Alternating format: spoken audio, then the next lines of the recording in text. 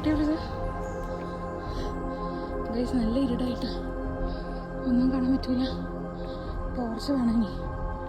അങ്ങനെ ഗ്രേറ്റ് കേവിൻ്റെ അകത്തേക്ക് കയറിയപ്പം ഈ സ്റ്റെയറും കടന്ന് നമ്മൾ പോകുമ്പോൾ വീണ്ടും വീണ്ടും അകത്തേക്ക് ഇങ്ങനെ പോയിക്കൊണ്ടിരിക്കുകയാണ്. നമുക്ക് കുറച്ചൊരു പേടിയാവും. അകത്തേക്ക് തീരെ വെളിച്ചമില്ല. You have to come with a very good light. Also ഇവിടുത്തെ സ്റ്റെയർസിൻ്റെ ആ ഒരു ഹാൻഡ് റെയിൽസിലൊക്കെ ബാറ്റ്സിൻ്റെയും വേറെ ബേർഡ്സിൻ്റെ ഒക്കെ എക്സ്ക്രീഷൻസ് ഒക്കെ ഉണ്ട്. അപ്പോൾ അത് പിടിച്ച് നല്ല സേഫായിട്ട് നടക്കണമെങ്കിൽ you better wear gloves or something. പിന്നെ to be on a safer side, പെട്ടെന്ന് ഒരു ആംഗിൾ സ്പ്രെയിനോ അങ്ങനെ എന്തെങ്കിലും ഉണ്ടെങ്കിൽ ഒരു മസിൽ റിലാക്സൻറ്റ് ഒഴനി സച്ച് സ്പ്രേസ് ഒക്കെ കൊണ്ടുവരുന്നത് നല്ലതായിരിക്കും എന്ന് ഞാൻ പറയുന്നത്. അടുത്ത വിശേഷങ്ങൾ നമ്മൾ കുറച്ചും കൂടെ ഡാർക്ക് സൈഡിലേക്ക് പോവുകയാണ് ഈ കേവ്സിൻ്റെ.